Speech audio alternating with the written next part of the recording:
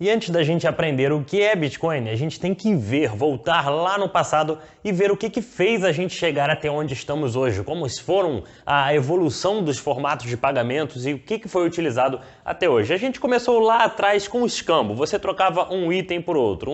Uma pessoa pegava uma galinha, trocava por um milho, pegava soja, trocava por qualquer outro tipo de alimento e assim era muito difícil você conseguir precificar esses itens. E aí a sociedade foi ficando cada vez mais moderna, o ouro sempre foi algo muito utilizado desde o passado e as pessoas começaram a criar moedas de metais. Então criava pequenas moedas de ouro que essas serviam como moeda de pagamento. Você trocava ouro por outro item e aí as pessoas começavam a guardar ouro, que era uma commodity. E o ouro vale por quê, né? A gente tem que começar a entender também por que o ouro é um metal precioso.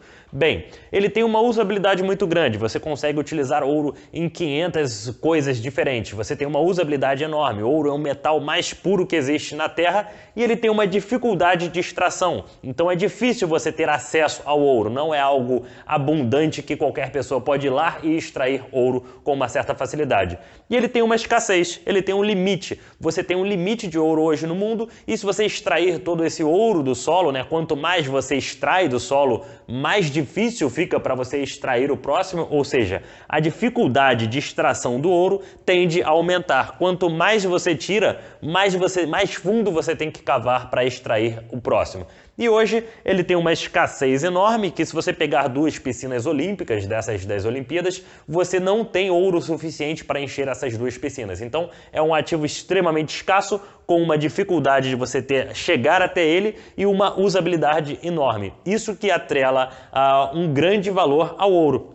Então as pessoas começaram a utilizar as moedas de metais para fazer pagamentos. Era muito mais fácil eu sair com uma moeda de ouro do que carregando uma galinha para trocar por qualquer outro tipo de item. E logo depois, os ourives da época, né, os ourives que faziam as moedinhas de ouro, eles falavam, cara, olha só, é muito complicado as pessoas ficarem transportando ouro, guardando ouro em casa e não era seguro. Imagina, você tem o seu ouro guardado em casa, chega uma pessoa, entra na sua casa, pega todo o seu ouro, sai fora e aí você não tem a segurança de ter aquele material com você. E aí os ourives da época, eles pensaram o seguinte, olha só, eu faço as moedinhas de ouro, eu posso guardar para vocês e eu emito um papel que quem tem esse papel tem direito a vir aqui comigo e buscar esse ouro. Então aí foi criado o papel moeda. A primeira vez que um papel moeda de valor foi criado foi porque os ourives guardavam os ouros com ele e ele emitia um papel, te dava um papel e falava assim, olha, vai, gasta esse papel, quem estiver com esse papel pode vir aqui e buscar essa moedinha de ouro que eu vou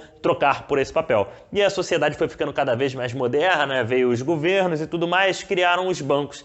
E aí os bancos falaram, não, agora quem vai comandar isso sou eu. A nossa moeda vai ser o dólar, a nossa moeda vai ser o real, a nossa moeda vai ser o euro. Cada governo tinha uma moeda diferente. E o dólar, por exemplo, o governo falou, minha moeda agora é o dólar, então eu vou começar a emitir papel, eu vou dar papel, começar a botar papel para circular na sociedade, mas eu vou ter ouro guardado, porque ouro é um metal precioso, o ouro tende a valorizar devido às características dele, né, a usabilidade, dificuldade, escassez, ele tende a valorizar a longo prazo. Commodities como os metais preciosos tendem a subir a longo prazo. Então, os governos falaram, estou começando a emitir papel, mas eu vou guardar esse ouro. Então, para cada $1 gerado na nossa moeda, né, fiat, são as moedas de papel. A gente no mundo das criptomoedas chamamos de fiat. Tudo que é moeda de papel, a gente tem um nome de fiat.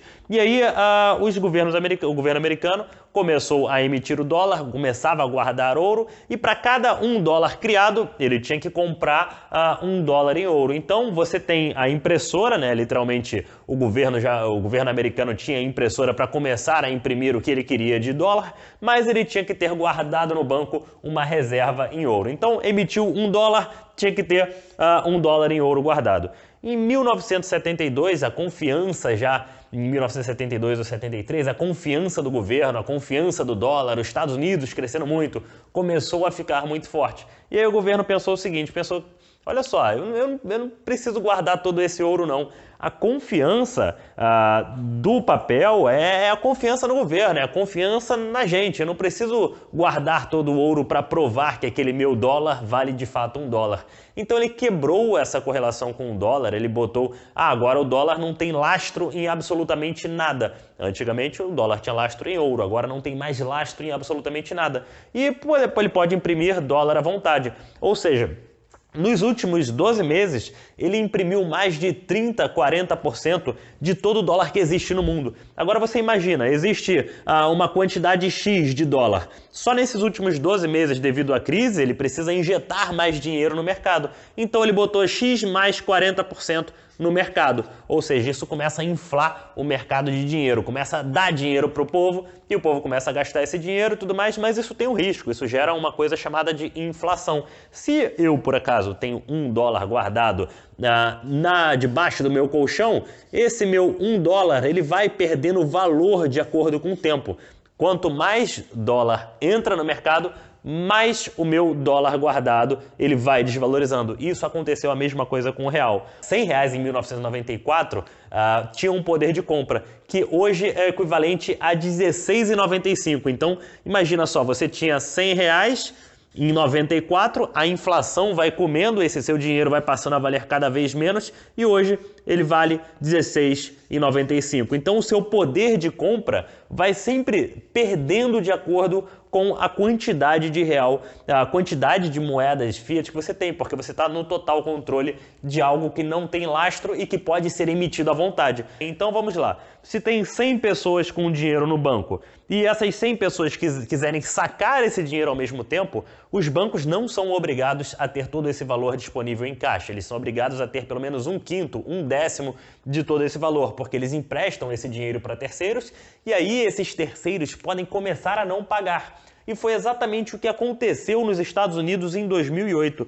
Os bancos começaram a pegar créditos e créditos podres e eles vendiam crédito podre como um supercrédito AAA. Lá eles chamam de AAA, né? Quando você tem um supercrédito muito bem alinhado e que você pode emprestar muito dinheiro para determinada pessoa, que ela tem uma grande chance de te pagar de volta. Então você tinha o AAA e na verdade era um crédito podre disfarçado por trás disso. Tem até um filme, que eu vou deixar o nome do filme aqui, que é muito bom vocês assistirem, de como funcionou essa crise de 2008. Então, eles pegavam esses créditos podres, começavam a emprestar, fazer financiamento de casa, financiava casa para um, casa para outro, e aí você começou a gerar uma bolha imobiliária nos Estados Unidos. Porque as pessoas injetavam muito dinheiro no mercado financeiro e não tinha de onde vir tanto dinheiro. E isso começou a inflar certos bancos, inflar os mercados, e chega uma hora que a bolha explode. Você não consegue sustentar isso a longo prazo. A bolha vai crescendo, crescendo, crescendo. Uma hora qualquer alfinetada e essa bolha, pum, vira pó. Então, em 2008, aconteceu uma grande crise nos Estados Unidos que derrubou os mercados como um todo, afundou todos os mercados e alguns bancos, né, começaram a entrar em falência. Então, quando o banco vai entrar em falência, ou o governo americano ou o governo fala assim, olha só, banco, pô, você fez uma M general aí, então ou o governo vai ter que imprimir mais 2 bilhões, 10 bilhões para ajudar o banco a sair da lama, ou ele vai deixar o banco quebrar e com isso, com o banco quebrando, todas as pessoas que têm capital dentro desse banco acabam perdendo o seu dinheiro também. Então o governo tem aquela decisão, ou eu vou imprimir e injetar mais dinheiro no mercado, ou eu vou deixar ele se cuidar da vida dele, enfim, não vou ajudá-lo. Mas às vezes o banco está tão alavancado que o débito que ele criou é monstruoso. Então numa dessas um banco quebrou. E aí, quando esse banco quebrou em 2008, existia uma gangue, né, digamos assim, de hackers do bem, eram chamados de cypherpunks. E esses cypherpunks começaram a olhar e falar, cara, o sistema financeiro hoje está totalmente errado. Antigamente era muito mais seguro porque eu tinha um lastro na minha moeda, eu tinha algo de valor de fato guardado que essa minha moeda de hoje, minha moeda fiat, ela não podia desvalorizar porque ela era atrelada a algum bem. Mas do jeito que está, todo mundo imprimindo dinheiro, emprestando para cá, se alavancando ali, isso não está dando certo e isso não vai funcionar. E eles começaram a discutir uma maneira, né, de como você poderia criar uma moeda, criar algo que tivesse de fato um lastro ou que não tivesse um dono da impressora que podia puxar a alavanca ali e sair de dinheiro adoidado. E começaram a estudar essa possibilidade. Já tinham tentado lá em 98, na década de 90, criar uma moeda digital, uma moeda para funcionar 100% na internet, chamada de DigiCash. Só que tudo que está na internet, você pode dar um Ctrl+C, Ctrl+V, o famoso copiar e colar. E aí você tinha uma unidade de DigiCash, você poderia copiar e colar e essa uma unidade virava quantidades infinitas de moedas. Então você podia pagar um para cá, copiava e colava para lá, enfim, não funcionou, porque tudo que está online, você pega um arquivo, você copia e cola e você consegue jogar ele para diversas pessoas ao mesmo tempo. É como se você estivesse compartilhando uma imagem no WhatsApp, por exemplo. Você pode mandar para milhares de pessoas a mesma imagem e isso aconteceu com essa moeda digital lá nos anos de 90. E aí a gente começou a tentar, esses cypherpunks do bem começaram a tentar desenvolver um jeito de uma moeda que funcionasse somente pela internet. Porque hoje, na nossa era digital, de todo o dinheiro que existe no mundo, de todo o dinheiro que existe de fato, imagina, você tem R$100 na sua conta. Esses R$100 que você tem na sua conta são 100% digital. Ele está na sua conta, você transfere para uma outra conta bancária, ele vai de forma 100% digital. Você transfere para uma outra pessoa, ele vai de forma 100% digital. Você paga um boleto, você não tem o acesso ao dinheiro físico. E hoje já funciona quase tudo 100% pela internet. Apenas 8% do dinheiro que você negocia online hoje existe fisicamente. Então a gente já está entrando na era digital, na era de pagamentos via cartões de crédito. Cartões de crédito são os maiores compensadores bancários. QR Code, a China funciona, 97% dos pagamentos na China são via QR Code. Então o dinheiro físico já está deixando de existir. E aí que esses cypherpunks criaram algo chamado de Bitcoin.